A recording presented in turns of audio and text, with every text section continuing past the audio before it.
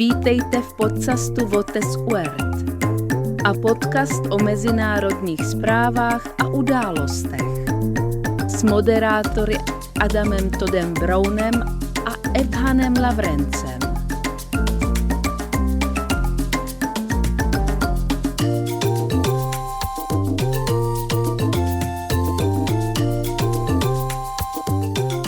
Hey everybody, welcome to What in the World, a podcast about international news and events. I am your host, Adam Todd Brown, who is here joining me as co-host. It's only your bloody co-host, Ethan Bloody Lawrence, son. Every single week, innit? Every damn week, or every other week? Every other week, yeah. It's a bi-monthly. We have to share the spot with those bastards from in your area. Yeah, fucking idiots. Wait, I'm the only host of that. Damn, I'm a fucking idiot. Not yeah, afraid well, to admit take it. that, a Tiff Myers. So, Ethan, how's it going? How you been since we recorded last? I'm doing well. In one 24-hour period, I managed an 8-man elimination tag match for my professional wrestling stuff, and then mere hours later, went to do 7.5 pages of children's historical sketch comedy. Sounds like a busy day. You know what? I've had less busy days. But it's good. It's good to be creative. It's good to keep moving. It's good to be alive in the year of our Lord 2025. It is such a great time to be alive, no matter where you are. And I tell you what, like, being busy is nice. Yeah. I miss that. How are you, Adam? Oh, I'm better. I had an infected toe last week. Got a blister on my toe and that got infected. And boy, was that concerning. Yeah. The big toe? Little toe? Big toe. Big toe. I have lost a bunch of weight over the past year or so, and I did it walking. I walk like 4 to 5 miles a day. So I'm used to blisters and things popping up on my feet. And for some reason, this one time, it just got horribly infected. And I had to go to urgent care to get it dealt with. And I'm still bandaging up my feet every morning. It's nuts. Heavens. I mean, that will teach you from walking in brackish water. I mean, just stay away. Just keep on dry land. I think I actually wore the wrong shoes when I went to see Oasis. And I think that kicked everything off. The venom of their Mancunian chanting just accelerated the disease latent within you. I really underestimated how far you have to walk to get to an event at the Rose Bowl. You don't just go to the Rose Bowl. You get somewhere close and then do your best to get there. It's fun. When I think about you guys, you Americans, and your lack of decent public transport in larger metropolitan areas, it baffles me. Yeah, especially LA. It's especially bad in LA. Going to concerts, sporting events, anything is better everywhere else. Everywhere. Even New York, everywhere else, it's better than LA. LA sucks. At least New York's got a joined up subway system. That's fun. That reminds me of London. And I can get to anywhere in London within an hour if you test me. Yeah. LA, not so much. I think it's by design. They want to keep poor people kind of where they are and not coming and hanging out in Beverly Hills, shit like that. Yeah. You know, there's a lot of car dealerships around. You know, you're going to need a vehicle to get about. Yeah. I don't have that. I mean, my wife does. I don't have a driver's license. So you just have a driver. Yeah, exactly. It's way better. So what are we talking about this week? I don't know why I'm asking, because I'm the one who knows. I mean, Ethan does too. And everyone listening to this, because you've seen the title of this episode already. I don't know. They're about to interact with the episode widget to download it. They've already seen it. Yeah. I don't know why I'm trying to keep this mystery alive. We are talking about how Gen Z overthrew the government of Nepal recently. It's quite a story as well. And it's not an exaggeration to say Gen Z overthrew the government. They did. It's kids, basically, that did this. When I told a friend of mine what I was doing for this episode, and I said to them, yeah, because the government of Nepal just completely taken over by Gen Z. And they were like, oh, right, yeah, sort of like ironically. No. Not ironically at all. The government that was there is not now. They got their asses handed to them by Gen Z in the matter of a day. Bunch of kiddywinks with their TikToks and their scrolling and their stickers. And they're burning the parliament building down. And all that, yeah. Goofs. Typical Gen Z behavior. Little goofs. So this all started in early September when the government of Nepal banned 26 social media platforms, including most of the big ones, Facebook, YouTube, WhatsApp, Instagram, you name it. Ban went into place on September 4th. I wonder what would happen if they banned social media here in the United States. I sort of feel maybe something similar. Yeah. But like maybe not just Gen Z. Yeah, I think at that point there's going to be a lot of furious 50 plus people who can't get their Facebooks. Yeah, because one of the things, I don't even think I put it in the notes, but one of the things you don't think about when it comes to social media, especially if you're in a country like Nepal, it's the easiest way to communicate with people who are living in other countries. So, oh, for sure. If you have family all over the place, it's going to be way easier to get on a Facebook video call with them than it is to make that long distance call with your actual phone. So people were pissed about that part too. And then take into account small businesses that rely on social media, healthcare sometimes relies on that shit. There's so many things that require social media to work. And Nepal was just like, nah, let's get rid of all of it. I mean, it's almost like they took a broad brush, heavy approach to an issue that they were having involving social media, not thinking about the potential ramifications of that. I can't think of a single situation outside of this where that could have happened. No. You know, ridiculous government overreach in response to a small problem. Yeah, I can't think of any. I mean, definitely not here in... Not in the States, no. The land of the free, home of the brave. Home of the brave. And brave you are, until the social media turns off. So this ban went into effect after the government of Nepal issued an ultimatum to social media companies that they must comply with a new law that required platforms to register for a license and to appoint a representative who can address grievances. Only 2 platforms complied. Viber, no idea. No. And TikTok's bitch ass, of course. I've heard of that one. Yeah. So you could still use TikTok in Nepal, even before these protests, but that was it. You just had TikTok. Although they did try to ban TikTok like maybe a year prior, I saw in the notes. Yes. They did try, but then TikTok again, as you said, with their bitch ass, Adam, basically just complied with whatever they needed to do to keep functioning in Nepal. Yeah. I mean, try that in America. All right. Try threatening one of our companies that they must bow to political pressure. See how far you get. Yeah, I can't imagine that happening. Yeah. Maybe you'll get Jimmy Kimmel fired for a while, and it'll be a very alarming encroachment on our freedom of speech. But beyond that, try it. It is fun that even the full weight of the Republican government were only able to keep Jimmy Kimmel off the air for 4 days. Well, that's the thing. It wasn't the full weight. There were even Republicans. Ted Cruz, of all people, got in front of, I think, the FCC on the Capitol floor and was like, this is mafia shit that you're doing. This is gangster shit. This is not the government. So even Republicans were like, take it easy. I mean, I suppose when I say the full weight of the Republican government, I don't really count Ted Cruz because he's quite light. Yeah. He's sort of a feathery man, you know. He's got very little substance to him. Yeah, he's just barely a person in general. So also 2 smaller platforms. Hamro Patro. What's your Hamro Patro handle? I'm unified across all social media, so it'll be at Ethan D. Lawrence Patro. Nice. And Global Diary. They both applied for registration, but apparently it didn't happen by the time all this broke out. Can't be much of a global diary if I haven't heard of it. Yeah, that's the thing. What a bold name. I like a company with ambition. Yeah, it does kind of imply that everyone is going to use this shit all around the world. And you're right. If I haven't heard of it, it failed.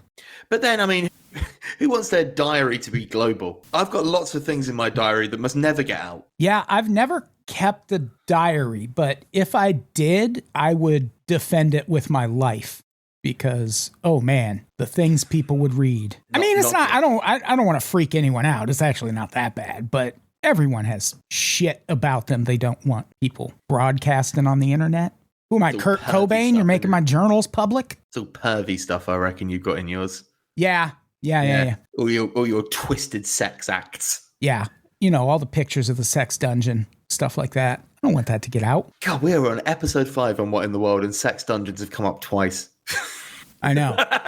I am disappointed by how little it's come up also. We'll try and increase it. God, we're so erotic on this pod, aren't we? It's a sexy podcast. There's no denying that. Not like that dry turgid in your area. Oh, those fucking idiots. Fuck you, Atif Myers. Boring motherfuckers. So TikTok, had been banned for 9 months previously. And that was lifted when they complied with this new law. Ben Bailey, regional director for the Committee to Protect Journalists, says Nepal's sweeping ban on social media sets a dangerous precedent for press freedom. True. Yeah, I mean, same as it ever was. I mean, like you were saying before, it's even not counting press freedom. This is people's businesses. This is people's lives, people's access to people who are currently not in Nepal. Yeah. Because I'm not sure if it will come up, but the economic situation in Nepal is such that I think it was something mad, like over a third of people's income in Nepal is remittance payments from family members working outside of Nepal. Shit, that's crazy. Which is, I mean, that's a lot, isn't it? Like over a third? Yeah, and Nepal, I mean, it's not a huge country, but they got a lot of people. It's quite densely packed. Yeah, the population is, I know it right off the top of my head, 29.65 million at my last count. Yeah, I mean, obviously constantly updating all the time. Right. So yeah, a third of those people, that's a whole fucking lot. That's a lot of money coming in from outside the country. And again, as you were saying, you shut down social media, then suddenly your only access to your family members who are outside of the country is long distance phone calls, which cost a lot of money. And there's not a lot of money in Nepal. No. At least not on the ground. Like, obviously, in the palaces and the vertiginous hills, there's plenty. But, like, on the ground, no, not so much. Yeah, there's money somewhere. It's just not getting to these people who were protesting the way they did. And now they don't even have a Facebook about it. Right? I mean, I guess they're all back now, though. All the... Oh, yeah. Spoiler. Spoiler alert. This didn't last long. No. And yeah, there's not just businesses. Education relies on social media a lot. Small businesses, tourism, all sorts of shit. And Prime Minister KP Sharma Oli had been accused of trying to control speech in the country for a long time, was always met with massive protests that kind of hindered his plans. And this ban on social media was seen as a major escalation in that effort. And the people, especially young people, responded violently. Just a bit. I mean, it's just a little. It takes so many turns. It's crazy. And before the protests kicked off, this is one of the things that led to the protests. Hashtags had been going around on social media. Hashtag Nepo kids, hashtag Nepo baby. And these started circulating after videos popped up online showing politicians and their families living these lavish fucking lifestyles while people in Nepal are poor as shit. And people were getting really mad about it. And it seems like the government's answer at first was, oh, you're mad about what you're seeing on social media? Cool, we'll just ban social media in this country. It's like, that's not the fix. It's not a great look. No. Although it must be said, this put me in mind. The first thing I saw when I read that with this whole Nepo baby stuff and like people doing, the thing that popped into my head really early in the COVID-19 pandemic, when all the celebrities came together to sing Imagine to us on Twitter. Oh my. And I mean, I was ready to foment a revolution right then. Yeah, absolutely. Unfortunately, I wasn't allowed to go outside at the time. I would have done. Yeah. I was scared of getting sick and dying. So yeah, these videos, the one that seemed to really infuriate people, there were a couple. One, it's a video of a kid named Saugat Thapa, who is the child of some high-ranking politician in Nepal. He was pictured standing in front of a massive Christmas tree built entirely out of luxury brand boxes.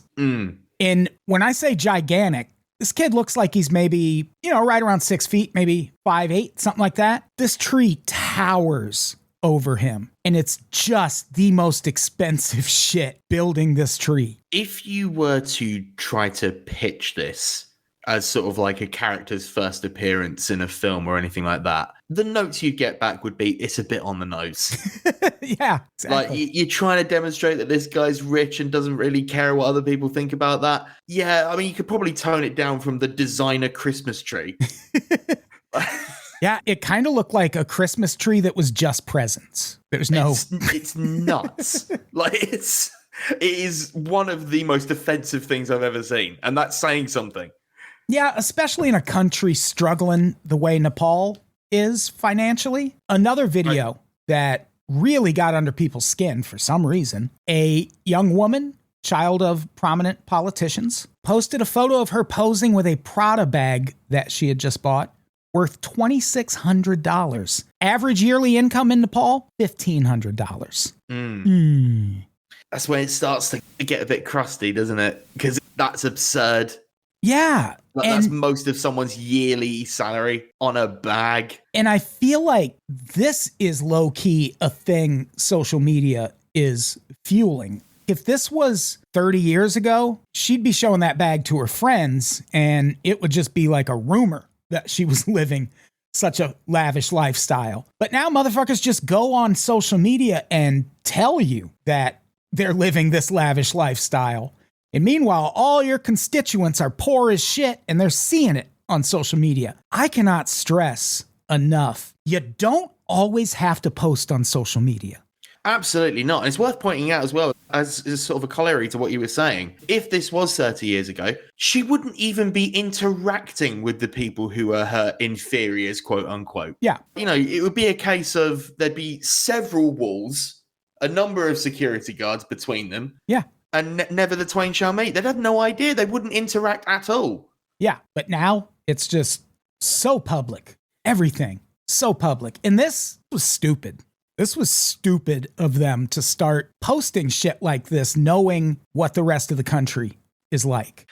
The thing is, though, do they know even? You know, these are young people that must live such cosseted lives that they've got no idea what's happening on a street level because they don't think about it because they're stupid rich, right? Yeah, yeah. And yeah, I don't know. Rich kids like this, they should have to go through like a class or something. That's like, hey, are you trying to not get strung up in the streets? Maybe don't broadcast your wealth to all the poor people living here. It would be a really good job for someone from a lower income. Like, you can hire in someone who's, you know, got some contacts in the street, knows what's going down on the ground level, and you pay them to slap your hand away from your phone every time you're trying to post something despicable. Yeah, literally a poverty consultant, basically. And hey, that's generating money that could be put back into the local economy. Yeah, exactly. Honestly, I could solve Nepal overnight. I think we solved it. I think once they hear this episode, which they will, we have a vast following in Nepal. And there's no social media ban there anymore. So, you know, there is a literal chance that this might get through the firewall. It might. Speaking of the economy in Nepal, very bad times. These social media campaigns led to calls for asset investigations, anti-corruption reforms, transferring assets of the wealthy to public ownership. Economic insecurity and political corruption both have been a huge problem in Nepal for years. Overall unemployment was 11% in 2024, which that's already kind of high. But among young people, 21%. So way higher. You could say, Adam, that the situation was Nepaling. I don't get it. What do you mean? Oh, right. Well, what I did is I threw together two words which had a sort of internal rhyme structure there in the middle. So it was Nepal, which is the country that we're talking about currently, and appalling, which means bad. Oh! I appended the first syllable of Nepal onto the first syllable of appalling to sort of bring it together in a kind of portmanteau style of pun, Adam. Portmanteau, motherfuckers. It's been a while since I've used that word, and I'm feeling pretty fucking smug about it. That's what we do on this show. Then there's all the corruption on this show and in Nepal. 2024, Nepal ranked 107th out of 180 countries on Transparency International's Corruption Perceptions Index, with 84% of people viewing government corruption as a major problem. I want to know where the United States placed on that. I figure that if 84% only gets you to 107, how bad does it need to get to 180th? Yeah, let's see. Yeah, now I need to know. 84% is wicked high. Oh, Denmark's number one. Yeah. Oh, I'm Denmark. We're I'm so transparent. free. Look at us. I'm a window. Ooh, fuck off, Denmark. Love you, really. The 180th country, South Sudan. I mean, that makes sense. They are currently undergoing an enormous civil war, I believe. Yeah, and they are such a new country. They've only brand new. Been a country for a few years. All right. Where is the United States? Oh, there's Eswatini, 135. Oh, our old friends Eswatini. Okay. So Nepal is worse than El Salvador? That doesn't even seem fucking possible. But yeah, Nepal, 107. Where are we at? Where's the United States? Okay. Is the United States not on this list? Special dispensation. We are number 28. Just ahead of Israel. Interesting. Yeah, a lot of countries ahead of us. New Zealand, England, Iceland, fucking Canada, Germany, Hong Kong, Bhutan. Bhutan of all places. Yeah. Barbados. Yeah, we're number 28. USA. Fuck you, South Korea. Number 30. Corrupt bastards. I mean, South Korea is pretty fucking wild. Yeah. They've got police officer hologram police officers, yeah. Also, can't remember where I heard that. It must have been on a great podcast. Also, getting elected president in South Korea is a great way to get yourself arrested. I think something like 3 out of the last 4 or 4 out of the last 5 presidents of South Korea are all in jail now. It's nuts. I mean, I'm impressed in that they got as high as 30. Yeah. Fair play to them. So yeah, the government, they essentially tried to shut people up who were whining about all of this income inequality and banned all social media in the country. And then the protests started on September 8th. Thousands of young people, many of them wearing school uniforms, gathered in central Kathmandu near the federal parliament building. It's a foreshadowing alert. Kathmandu is just one of those places. I only know it as a Bob Seger song. Otherwise, I have no concept of it even being an actual place because I'm an ignorant American. Great rhythm to it, though, isn't it? Kathmandu. Yeah.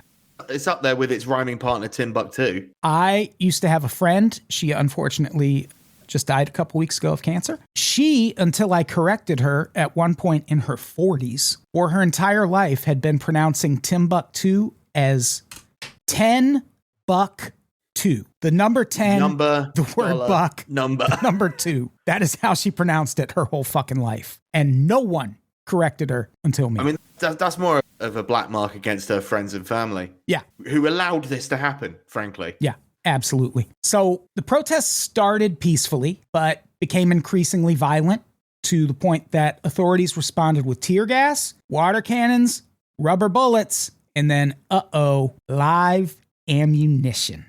It's worth pointing out for the people listening at home, we are 4 days into this story at this point. Yes. The internet got shut down on the 4th, and we're now at the live ammunition from the army stage. Yeah, we are at the shooting protesters stage. And weirdly, shooting at the crowd just made people angrier. Why? I don't know. You'd think it would shoot some sense into their heads, you know? Or at the very least, trim the crowd of cowards like me. Yeah. But as soon as it starts getting real, I'm out of there. Yeah, absolutely. That's when I start watching that protest on YouTube. Can't yet. There's no YouTube at the moment. Yeah, it's true. So protesters ended up setting fire to government buildings, police stations, the homes of politicians. When this really, really was at its peak, they were going to politicians' homes and fucking breaking in and beating the shit out of those politicians. They burnt the parliament building in a very impressive way. If you look at pictures, it's not like, oh shit, look, there's a fire over there in the corner of the parliament building. The parliament building's on fucking fire. Yeah, there's smoke billowing all out of the place. It is a proper call the fire brigade moment, not like as you say, like a bit of a conflagration in a waste paper basket. Yeah, the prime minister and former prime minister both had their homes targeted. One of their wives suffered severe burn injuries. Presidential palace was set on fire. Supreme Court building set on fire, and lots of buildings were tagged with graffiti that said stuff like, "You picked the wrong fight." I like that. This is full French Revolution shit now. Yeah. This is actual, stuff that used to be just a historical record. When, the peasants' revolt kicked off. I want to see a movie about this. There will be one, I'm sure. Because as fast as it happened, that's nuts. Normally these things, I think even like in Egypt, it carried on for a few days, a week before the military joined in and helped with the coup. This was over pretty fucking fast. The speed of this story is one of the most fascinating things about it. Like, it is legit crazy. Speaking of that, by Tuesday, September 9th, the next day, the prime minister had resigned along with the home minister and the ministers for agriculture, water, and health. By late Tuesday, Nepal President Ramchandra Paudel called for protesters to, quote, cooperate for a peaceful resolution and asked that the youth come to talk. That same day, ban on social media was lifted. So it lasted one day, and Gen Z was like, we're going to burn this place to the ground. Give us Twitter back? I don't know. Not even we're gonna. We are burning this place to the ground. Yeah. Give us back our Club Penguin. Or it's only going to get worse from here. I have NFTs stored on my Facebook. Thank you very much. I have a wallet. I just wanted to, you know me, Adam. You know when I get my eye on a line in an article that amuses me, I'm going to bring it up. Yeah, let's hear it. I'm going to bring it up here because heart of the periphery. The president accepted the resignation. This is of the Prime Minister KP Oli, accepted the resignation and appointed Oli to lead a caretaker government until a new one is in place, though it was unclear what power he would wield or even where he was. Sounds like the right guy for the job. Because obviously all of the people had fled at that point, get away from everything going on. But yeah, you'll be in charge of the caretaker government. Not sure where you are at the moment, but... And do you think he wants to? He's probably cowering in some cave somewhere, like, I'm out of politics. I mean, I can't imagine. I mean, obviously we will get to it. This state of affairs did not last particularly long, but I imagine it was a decision made in absentia. Yeah. I would think. It's like, oh yeah, you can fucking deal with that. I'm having none of this. Yeah. So by the time the protest ended, 74 people were dead, thousands more wounded, including, again, several politicians who were attacked in their own homes. Among the dead, 61 protesters and bystanders, 3 police officers, and 10 inmates. 5 of those inmates were juveniles who were killed when army officers opened fire as they were trying to escape from prison. So there's a prison for kids in Nepal? Yeah, don't you have juvenile detention in the States? Yeah, but I don't know that we call it a prison. That's true. There's like juvenile detention. Maybe that's just what they mean. Or maybe they got like a full-on prison for kids. That's cute. All making daisy chains. Yeah. While in chains. Playing kickball in the yard. Very fun. Until the prison break during the revolt starts. Then they start opening fire indiscriminately again. So how badly did this ban on social media backfire? Bad enough that when it was all over, the country's parliament had essentially relocated to Discord. All negotiations after this happened on fucking Discord. And to be clear, people at home, that's not like Adam trying to be poetic and saying that, there was unity through Discord. No, the platform Discord. Like, on that. There, yeah. Where you do your voice chat when you're playing fucking NBA 2K or whatever. Exactly. After the protests, there was no leader in charge, no central leadership in general. So tens of thousands of Nepali citizens took to Discord to launch a digital version of a national convention. In 4 days, server grew to more than 145,000 members, and the country took it really seriously. The talks were discussed on national television. They were streamed live on news sites. Because of the leadership vacuum, the military was essentially in charge. And army chiefs met with the organizers of the Discord channel and asked them to put forth a potential nominee for interim leader. That's nuts. I mean, on the one hand, I'm not sure which way it goes really, but it's either a very soft-handed military junta, because I think in a lot of other countries the military would have just seized control. So I don't know if it's a measure of sort of how kind they were being or just how powerful this youth movement must have felt. For the army to literally go, look, you guys deal with it. We will help facilitate it, but you need to decide. And hell yeah. To the military's credit, I read that among the people shooting at protesters, that was the police. The military stayed in their barracks while this Yes, was happening. I did read that. It's worth pointing out as well. It was police firing the ammunition, not the soldiers so much. And that is, I think, I mean, with all the coups I've pulled off, I find that military involvement is what everything hinges on. What way does the military go? Because that's what happened in Egypt. At one point, the military was like, man, these people got a point, huh? And they just sort of joined the protesters, and the government of Egypt was done at that point. As a leader, if you lose control of the military, you've basically had it, because then under what authority does your power come? You know, there's no, you've got no mechanism to exercise that power. I'm really interested to see what will happen if there's a January 6th type thing that happens again, but directed at Trump. One, is he going to order the military to shoot protesters? And two, are they going to do it? Because Yes, definitely for the first one.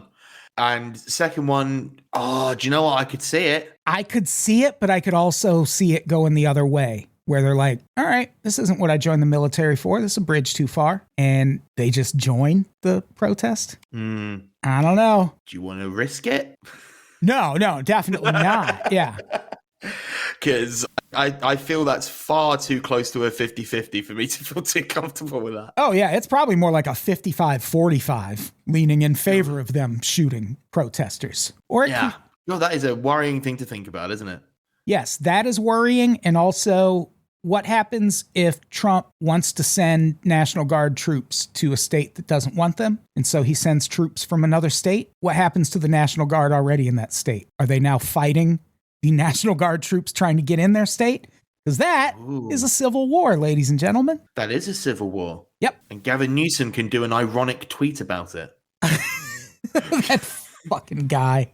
Ugh. He is going to be the fucking Democrat nominee in 2028 if we're still doing elections by then. It's a big if. They're kind of annoying anyway, you know? Oh, it costs a load of money. Everyone's got to go out. You got to go out. You got to stand in line. Ugh. What is this, a restaurant? A fancy restaurant that just opened? No. Australia had the right idea for introducing the freedom sausage. Have you heard about this? No. So in Australia, they encourage people to vote by literally sticking to their stereotype, literally just having barbecues going near the polling stations. And if you vote, you get a free hot dog. I'm down. Right? I like that. That would change the voting demographics in America overnight, guaranteed. Yeah, if for no other reason than so many people here are poor and hungry. They would turn out just to get the fucking hot dog.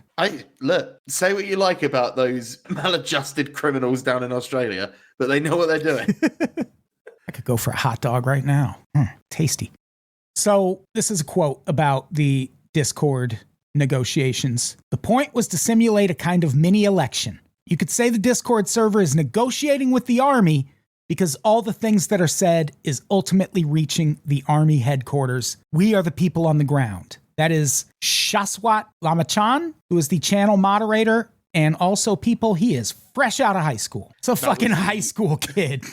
That was the other quote that I wrote down. This because it's meant Mr. Lamachan graduated from high school a few months ago. Yeah. And he's like directing the government. Yeah. If you put me in charge of the government when I was fresh out of high school, we'd all be dead. Like globally, probably. I would have botched it so bad. Just so bad. And just set all the nukes off. I don't know. I've got a headache. Yeah, the codes, give them to someone else. So yeah, Discord is how they elected their new leader. By September 12th, the group had settled on a replacement. Sushila Karki, 73. She was Nepal's first female chief justice, and now she is Nepal's first female prime minister. And this was decided by way of polls posted on Discord. That, for some reason, is just the most ironic twist to me. That this all starts with banning social media, and it all ends with a fucking poll on social media. It's beautiful. It sounds like the kind of pulp sci-fi one of those writers would have written about in the 50s as a kind of ironic joke. Yeah. But it's a thing that actually happened. So crazy. Sushila Karki, she is the interim prime minister. The country's expected to hold elections early next year, but one of her first official acts was to form a judicial commission to investigate the deaths that happened during the protest, particularly those that happened as a result of police firing on protesters. That part's interesting too. Before Ali resigned, he put out a statement and was like, we didn't want to fucking shoot protesters, and anyone who was shot, their families will be taken care of by the government. We're going to pay for your medical expenses. This really did seem like just the police in general getting way out of hand in a way that the government actually did not support. To a degree, although it is worth saying that at that point, the government was on the losing side. Yes. You know, I wonder if their attitude would have been the same had the protest been suppressed. It's a good point. Probably not. I mean, again, it's not that I don't know. It's not, maybe he's a nice guy. It doesn't seem like it. But that really, to me, I went the other way. It felt like the words of someone who was like, oh man, we're fucked. Like, we got to say something. But I also get the sense he's not the worst guy. Oh, no, Because, not even close. I don't think so. I mean, he's a deluded rich guy and obviously very corrupt, but I mean, you know, throw a rock when it comes to politicians. And I'm mostly basing that on the fact that he was allowed to live and just flee somewhere. Nicolae Ceausescu in Romania. Oh man, he was not allowed to flee. He was killed. There was like a 8-minute trial. And they were like, all right, shoot him and the wife in the street. Yeah, they got him. They got him. Gaddafi, here's the thing. What happened to Gaddafi when he got overthrown is so heinous that I was like, come on. He's evil, but no one deserves that. You know what happened to Gaddafi? I do recall it being quite excessive. Yeah. He got sodomized. There was butt stuff involved, I believe. He got sodomized with a knife. Yeah. Ugh.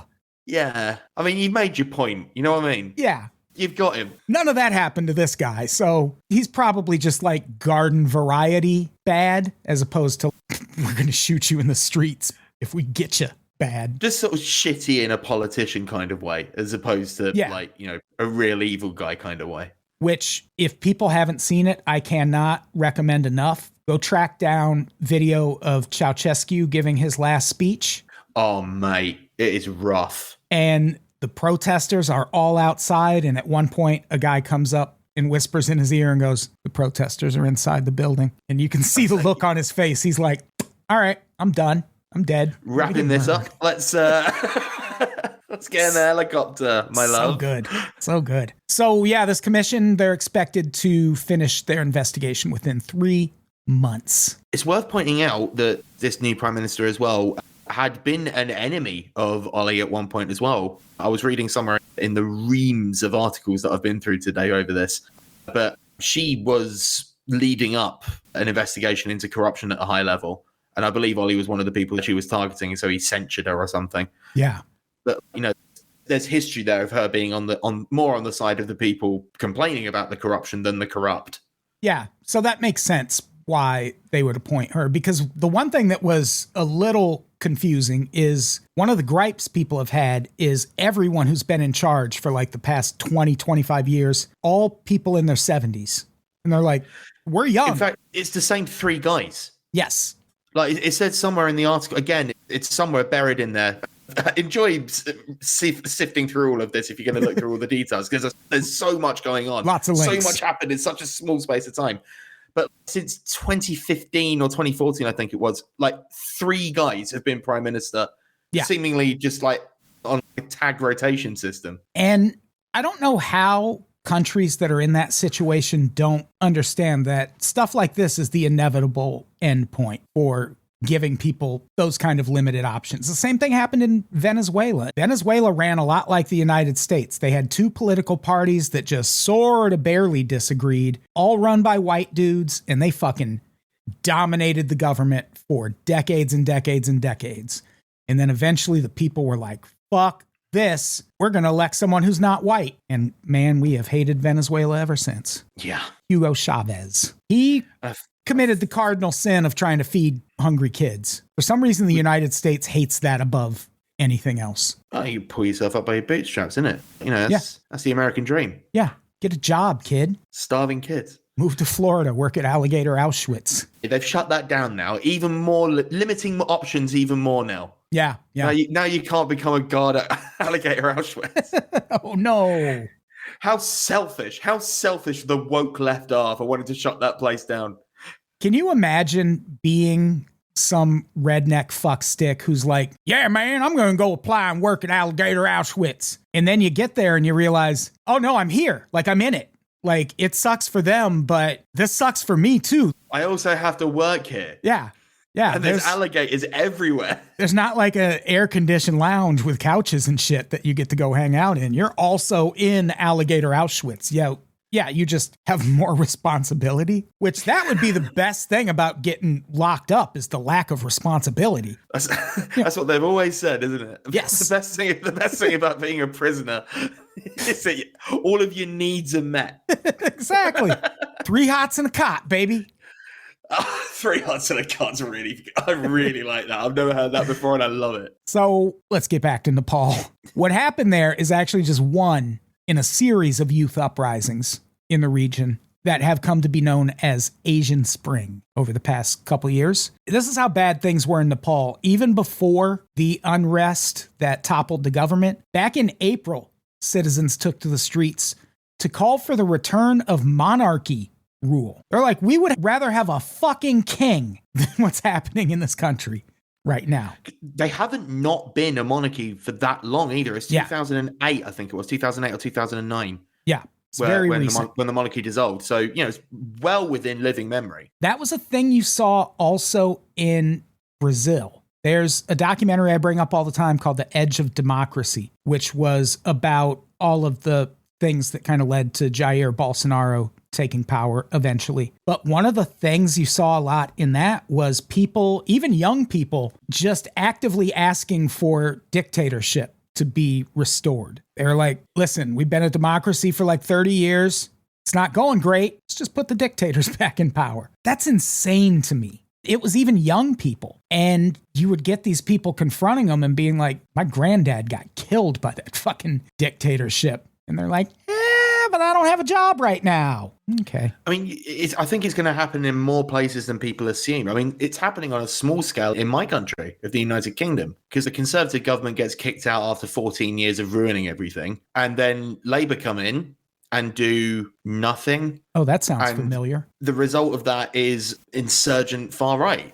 The reform led by Nigel Farage over here are offering, easy solutions to big problems. And they're getting a hearing because, the alternative is what we currently have, which is shit. Yeah. And you can see how alluring it can be. Yeah, absolutely. And especially, because the UK is, not a great place to live, but it's certainly not as bad as like $1,500 a year. Right. Yeah, that's extreme. And so you can see how people in that sort of level of desperate poverty are looking at what's happening in the government and going, this doesn't work. This clearly doesn't work because everything's shit and getting worse. Yeah. And again, Nepal, just one country where this has happened recently. Sri Lanka and Bangladesh also have done the same thing in recent years. Started in Sri Lanka in 2022. In that case, protesters were angry about an economic collapse that led to 12-hour power blackouts, miles-long lines for fuel and cooking gas, and inflation that rose above 50%. In that case, activists set up a protest camp in front of the Presidential Secretariat. I had to look that up. That just means Office of the President, called Gota Go Gama, which translates to Gotta Go Village. It is a reference to then President Gotabaya Rajapaksa, whose family had run the country for 15 of the previous 18 years. So protesters just set up shop in front of the president's office until he fucking left. Actually, they ended up overrunning his home also in July 2022. And that's when he fled the country and Sri Lanka got their revolution. But again, you see it there, don't you? Rolling blackouts, miles-long queues for just basic utilities and necessities. You're going to look at what the government's doing and go, this is your fault. Yeah. This has to change. And especially if that government's getting on social media and being like, Look at the meal we had tonight. Look at this. Look at my Christmas tree made of expensive shit. Yeah. Look at it. It's taller than me, and I'm not small. Yeah, you are begging to get murdered in the streets if you are a politician in that situation. People are that poor and you're throwing it in their faces. That's going to work for a little while. Silly people. Dumb. But then, again, like I said, they don't think, do they? Of course they don't. No, fascists don't. So Bangladesh was next. In 2024, that country's July Revolution saw Prime Minister Sheikh Hasina flee the country. The UN Commission on Human Rights estimated that 650 people died in the violence that erupted during those protests. And that was just the government gunning down protesters, basically. And I think of the 650, I think over 600 were protesters that were killed. That's so many people. Yeah. And again, that's not something you can just bounce back from. And they were just protesting a job quota system that they felt was a little discriminatory. And then the government kills hundreds of protesters and they're like, oh, we're protesting everything now. Just your whole fucking existence is the protest now. And I believe it was Egypt. You also, you see that a lot too. Hong Kong, all the protests in Hong Kong recently they started as one thing and then the government gets aggressive and people are like, all right, now it's about all of it, everything you're doing. And yeah, I mean, it's the broad brush approach to smaller problems that could be solved amicably, but instead going for the nuclear option every single time. Yeah, and people fucking revolted after that, and it worked. The government of Bangladesh got toppled. It seems like it's worked in Nepal also. Yeah, I mean, they've got a government on Discord now, which is really hip and modern. That is the coolest. I'm surprised Trump hasn't started something like that. No, because he wouldn't be able to use Discord. He'd have to use his own thing that he invented. Yeah. Dick sword. That's what his would be called. Dick sword. I'd join. I won't lie. Absolutely. That seems like a pretty cool place. Dick sword. Welcome to our Dick sword server. Serving dick sword 24 hours a day, baby. Gross. Real gross. So I think that's our episode. That is the Gen Z protests in Nepal. Congrats. It worked. Fucking insane story. It worked. And not that many people died for an event that ends in the government being toppled. That's the key there, isn't it? Yeah. Like the fact that they were able to foment a revolution, get rid of the current administration and set up a completely new one with, again, only feels like a horrible word to use, but only 60 odd people losing their lives. And not just that, it was primarily people on their side. So yeah, this wasn't cops getting heavy handed. What a shock. Yeah. Go figure. So yeah, the protesters didn't even have to fire a shot and they toppled. This will be a film at some point. There is a Nepalese filmmaker probably as part of that revolution right now. He doesn't know it yet. Yeah. But one day he's going to make a fucking hell of a documentary about this. And I will watch it. It'll be pretty fucking interesting. It's a brilliant story and worth looking into. You've heard this now, people at home. There's further reading to be had. It is a genuinely fascinating story. Yeah. So that's our episode. We did it. We did it. Ethan, thank you so much for doing the pod, as always. Oh, it's my pleasure, Adam. I love our bi-weekly chats. What exactly do we have to plug before we get out of here? I am writing again, adamtoddbrown.beehive.com. That is BEEHIIV.com. I got a bunch of new articles up already. Go read them. Everything's free right now, including all the stuff I wrote at Substack. Even the paywall stuff is all there and free now. So check that out. Ethan, what do you want to plug? At Ethan D. Lawrence everywhere. My podcast is Shut Up and Answer the Question. We're doing great guns at the minute as we head into my busy period because I've got to go make some BAFTA award-winning children's sketch now. A big announcement, I suppose, as well, actually, while I'm here. In the new year, January through April, if you are in the UK, Horrible Histories The Concert is going on tour to major cities all across the UK. So if you live in a major city, check out when we're coming to you. And, my pay is directly tied to ticket sales. So, tell your friends. Tell your friends. Go see Ethan at the tour. I'm going to be singing Well, dressed as Henry VIII. Sounds fun. And I think that's it. Let's get the fuck out of here. Ethan, say goodbye. Bye-bye. Goodbye, everybody. We love you.